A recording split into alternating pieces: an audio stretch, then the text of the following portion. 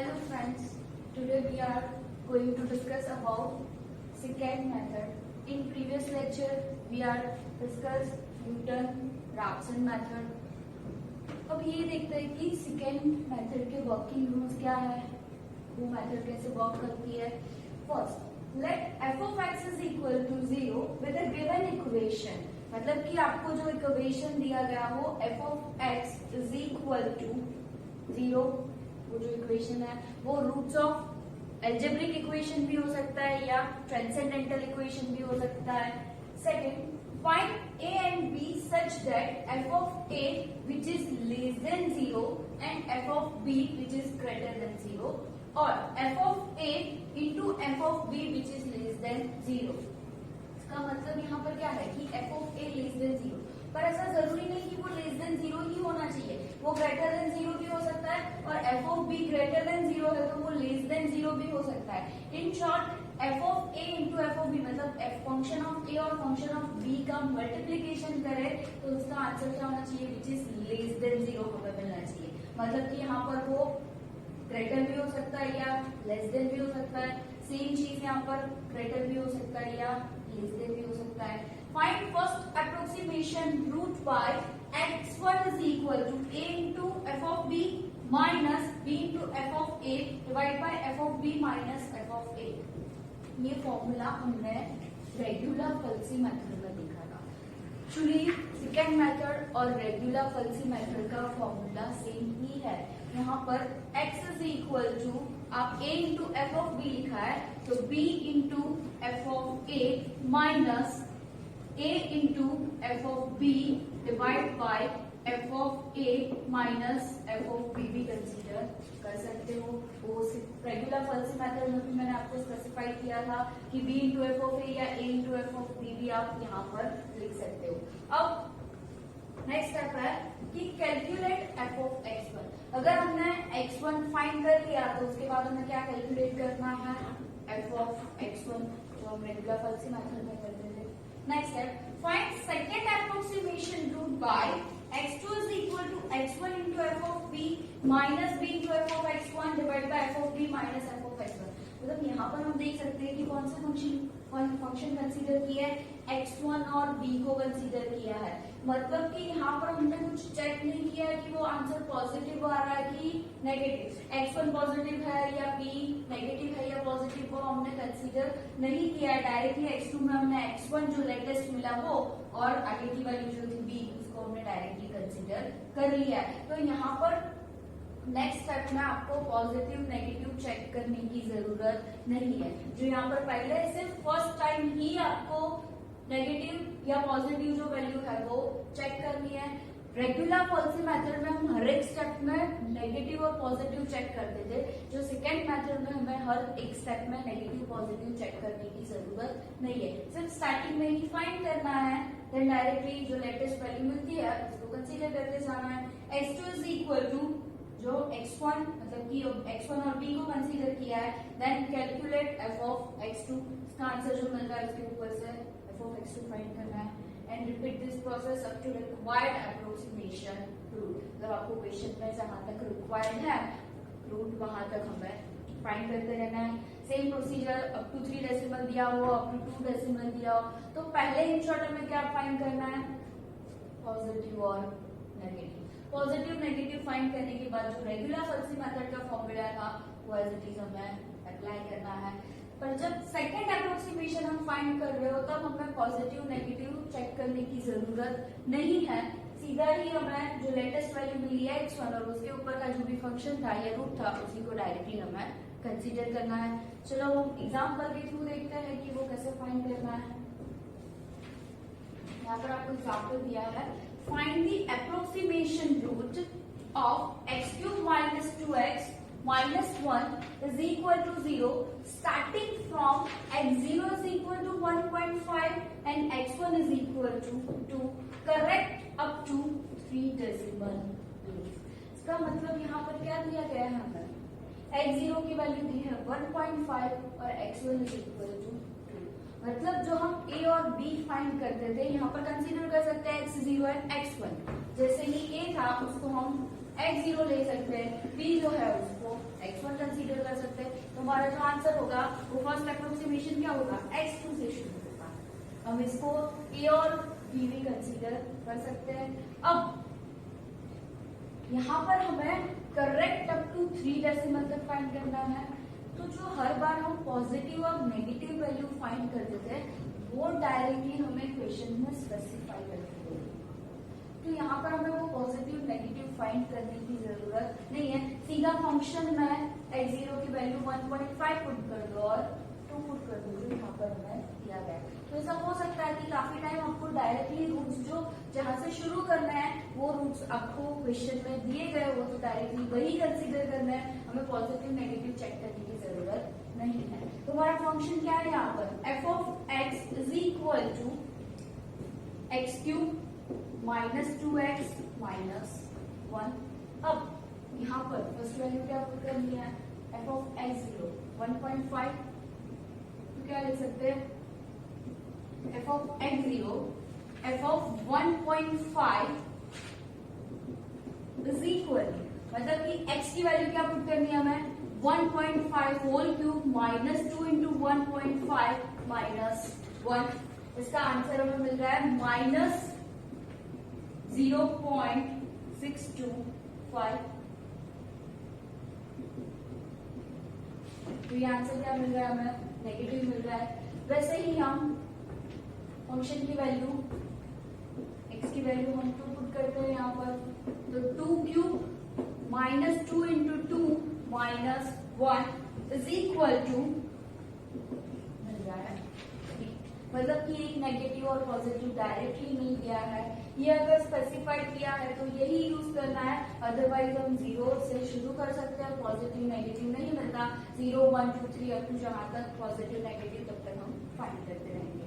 अब x0 और x1 हमें मिल गया, यहाँ पर जो दिया हुआ था x0 is equal to 1.5 f of x0 जो हमने फाइंड किया f of x0 उसकी वैल्यू क्या मिल रही है 0.625। वैसे ही x1 हमें दिया है 2, f of x1 हमने फाइंड किया 3। क्या करना है अभी डायरेक्टली फॉर्मूला अप्लाई करना है, क्या है फॉर्मूला x1 इज इक्वल, तो यहाँ पर x0 और x1 मिल गया है तो हम फर्स्ट अप्रोक्सीमेशन क्या कंसीडर करेंगे, x2 से शुरू करेंगे क्योंकि x0 और x1 हमें क्वेश्चन में दिया गया है। तो x2 is equal to a into f of b, b into f of a, तो यहाँ पर क्या है a की जगह x0 है और b की जगह x1 है, तो इसका क्रॉस मल्टीप्लिकेशन करते हैं x0 into f of x1 minus x1 into f of x0 divide by function जो भी पहले है वो एज इट इज नीचे लिख देना है, F of x1 minus F of x0। ये फॉर्मूला हर एक स्टेप में लिखने की जरूरत नहीं है, सिर्फ फर्स्ट टाइम ही लिखो, नेक्स्ट टाइम से आप डायरेक्टली इसका क्रॉस मल्टीप्लिकेशन कर सकते हो। x0 की वैल्यू क्या है 1.5 into f of x1 3 minus x1 2 into f of x0 minus 0.625 divide by F of x1 3 minus F of x0 minus 0.625। इसका आंसर मिल रहा है 1.586। चारों मेथड में से कोई भी मेथड हो आपको सेकेंड अप्रोक्सीमेशन पे तो जाना ही पड़ेगा, क्योंकि फर्स्ट जो रूट मिल रहा है वो सिर्फ फर्स्ट आपको दिया है आंसर, क्योंकि आपको 3 डेसिमल 4 डेसिमल या 2 डेसिमल कंपेयर करना है तो उसके लिए सेकेंड अप्रोक्सीमेशन तो आपको फाइंड करना ही पड़ेगा। फर्स्ट अप्रोक्सीमेशन फाइंड करिए, अभी सेकेंड अप्रोक्सीमेशन के लिए हमें क्या फाइंड करना पड़ेगा f of x2, मतलब कि फंक्शन में x की वैल्यू क्या पुट करनी है 1.5862। फंक्शन क्या है x cube minus 2x minus 1, का आंसर है माइनस 0.1815। ये क्या आंसर आ रहा है, नेगेटिव मिल रहा है, तो लेटेस्ट तो हम यही कंसीडर करेंगे जो हमें आंसर मिल रहा है। तो लेटेस्ट वैल्यू क्या है हमारे पास x2 is equal to 1.5862, f of x2 is equal to minus 0.1815. Latest form नहीं कंसीडर कर लिया x3 फाइंड करने के लिए, मतलब कि सेकेंड अप्रोक्सीमेशन के लिए, पर सेम प्रोसीजर है ये रेगुलर फॉल्सी मेथड की। यहाँ पर हम क्या करते थे, अगर रेगुलर फॉल्सी मेथड होती तो क्या होता कि ये नेगेटिव मिल रहा है, तो इसका मतलब हमें जो सेकेंड वैल्यू चाहिए वो क्या होना चाहिए, पॉजिटिव होना चाहिए। तो यहाँ पर 2 पे क्या मिल रहा है, पॉजिटिव मिल रहा है, तो हम x1 2 ही कंसीडर करते हैं, मतलब जो हमारा सेकेंड रूट होता है वो हम 2 ही कंसीडर करते हैं। अगर रेगुलर फॉल्सी मेथड होती तो नेगेटिव पॉजिटिव हमें चेक करते हैं। पर सेकेंड मेथड में आपको क्या करना है, x2 x1, अगर आप x4 फाइंड कर रहे हो तो x3 x2 को कंसीडर करना है, x2 है तो x0 and x1, x2 find कर रहे हो तो x0 and x1, x3 find कर रहे हो तो x1 and x2, x4 find कर रहे हो तो x4 फाइंड कर रहे हो तो x3 एंड x2। मतलब कि आपको ये चेक करना नहीं है यहाँ पर कि पॉजिटिव आ रहा है कि नेगेटिव, डायरेक्टली वैल्यू आपको फाइंड करते रहनी है, जो लेटेस्ट वैल्यू मिल रही है उसको कंसीडर करके। तो यहाँ पर x2 कंसीडर किया तो सेकंड क्या होगा, x1 is equal to 2 and f of x1 is equal to 3 मिल रहा है, तो हमारा सेकेंड अप्रोक्सीमेशन क्या होगा, x3 इज इक्वल टू, नाम x3 इज इक्वल टू क्या होगा भी हमारे यहाँ पर 1.8562 इंटू, अब क्रॉस मल्टीप्लीकेशन करना है तो हम क्या करेंगे, x1 into f of x2 2 into minus 0.1815 minus 1.5862 into 3 divide by minus 0.1815 minus. अब यहाँ पर हमें ये चेक करना है कि x1 2 पहले कंसीडर किया और f of x1 मतलब कि x1 पहले कंसीडर किया है, देन x2 कंसीडर किया है, x1 into f of x। आप ऐसे b क्रॉस मल्टीप्लाई मतलब कि x2 into f of x1 भी पहले कंसीडर कर सकते हो, x1 into f of x2 भी बाद में यहाँ पर मल्टीप्लीकेशन कर सकते हो। पर डिफरेंस ये होगा कि आपके पॉइंट में आंसर में डिफरेंस आएगा। आप पहले जो फॉर्मूला लेके चल रहे हो मतलब कि x0 अगर पहले कंसीडर किया इंटू एफ ऑफ x1, तो सेकेंड टाइम जब आप सेकेंड अप्रोक्सीमेशन ले रहे हो तो x1 into f of x2 consider करना है। अगर आपने यहाँ पर x1 पहले कंसीडर किया और एफ ऑफ x0 बाद में कंसीडर किया है तो पहले यहाँ पर 3 कंसीडर करना है और यहाँ पर 2 कंसीडर करना है। ये चीज सिर्फ आप लोगों को पहले ध्यान रखनी है। देन एफ ऑफ x3 की वैल्यू यहाँ पर हमें क्या मिल रही है, 1.6098। अब एफ ऑफ x3 फाइंड करते हैं, एफ ऑफ x3 मतलब फंक्शन में x की वैल्यू कंसीडर करनी है, 1.6098 is equal to -0.0479। Latest value तो हम यही कंसीडर करेंगे, x3 is equal to 1.6098 into f of x3 is equal to -0.0479। अगर वो ऐसा समझ में ये नहीं आ रहा है तो पहले क्या करना है, x3 जो लेटेस्ट मिल रहा है ना वो नीचे लिख देना है, ऊपर x2 की वैल्यू कंसीडर करनी है, जैसे आपको क्रॉस मल्टीप्लीकेशन में प्रॉब्लम नहीं हो। x2 x3 x2, अब x2 चाहे नेगेटिव हो चाहे पॉजिटिव हो उससे हमें कोई लेना देना नहीं है, x3 है मतलब जब भी थर्ड अप्रोक्सीमेशन हम फाइंड कर रहे हैं x4 तो x2 और x3 को कंसीडर करना है। तो x2 की वैल्यू क्या मिल रही है हमें यहाँ पर 1.5862 and f of x2 minus 0.1815। तो हमारा थर्ड अप्रोक्सीमेशन क्या होगा, x4 इज इक्वल टू, अब हम क्रॉस मल्टीप्लाई मतलब कि पहले x2 into f of x3 into f of x2 consider करेंगे, 1.5862 into minus 0.0479 minus 1.6098 multiply minus 0.1815 divide by जो पहले यहाँ पर कंसीडर हुआ था F of x3 minus F of x2 minus 0.0479, ये जो वैल्यू है वो ऐसे लिए माइनस 0.1815। इसका आंसर हमें मिल रहा है 1.6183। अब कंपेयर करते हैं x3 और x4 को। x3 का आंसर क्या आ रहा है 1.609, x4 का आंसर मिल रहा है 1.618, मतलब कि सिर्फ 1 डिजिट हमारा सेम आ रहा है।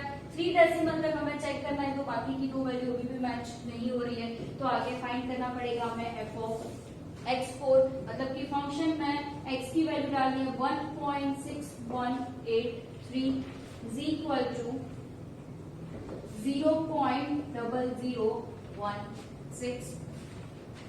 ये पॉजिटिव मिल रहा है, नेगेटिव है, ऐसा कुछ चेक करने की जरूरत नहीं है। लेटेस्ट x4 और x3 को कंसीडर करना है फोर्थ अप्रोक्सीमेशन के लिए, तो x5 is equal to x4 is equal to 1.6183, f of x4 मिल रहा है 0.0016, और ऊपर हम क्या लिख देंगे x3 की वैल्यू कंसीडर कर देंगे, x3 is equal to 1.6098 and f of x3 का आंसर मिल रहा है -0.0479। तो हमारा फोर्थ अप्रोक्सीमेशन क्या होगा, x5 is equal to cross multiplication x3 into f of x4। अगर हमने पहले फॉर्मूला में x0 into f of x1 consider किया था 0 और 1, मतलब कि जो लोएस्ट वैल्यू है वो पहले लिखी थी, तो यहाँ पर भी हमें सेम वही करते रहना है।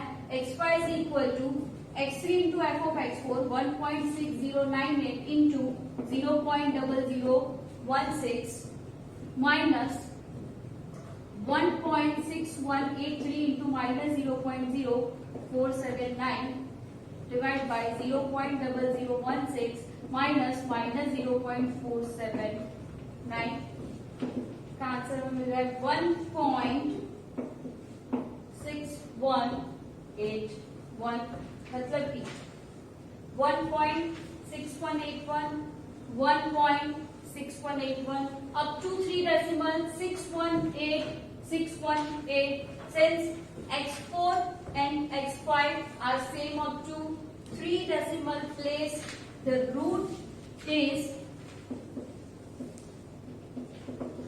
1.618।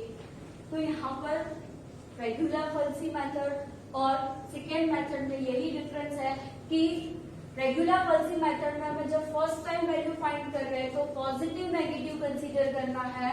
हर एक स्टेप में भी हमें ये चेक करते रहना है, अगर हम x2 फाइंड करें, x3 फाइंड करें, x4 फाइंड करें या x5, हर एक स्टेप में पॉजिटिव नेगेटिव वैल्यू चेक करते रहना था।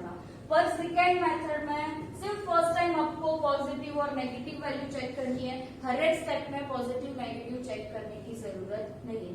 और स्टार्टिंग में भी हम इसीलिए वैल्यू चेक करते हैं कि हमें पता चले कि हमारा रूट किसके नियरेस्ट मिलेगा। तो आपने चारों मेथड में देखा कि फर्स्ट आपको क्या करना होता है, एक पॉजिटिव वैल्यू एंड एक नेगेटिव वैल्यू फाइंड करनी रहती है। नेक्स्ट लेक्चर में मैं आप लोगों को चारों मेथड का डिफरेंस समझाऊंगी कि चारों मेथड में डिफरेंस क्या है, कौन सी फास्टेस्ट मेथड है, सारी चीजें मैं आप लोगों को नेक्स्ट लेक्चर में समझाऊंगी। Thank you so much, have a nice day.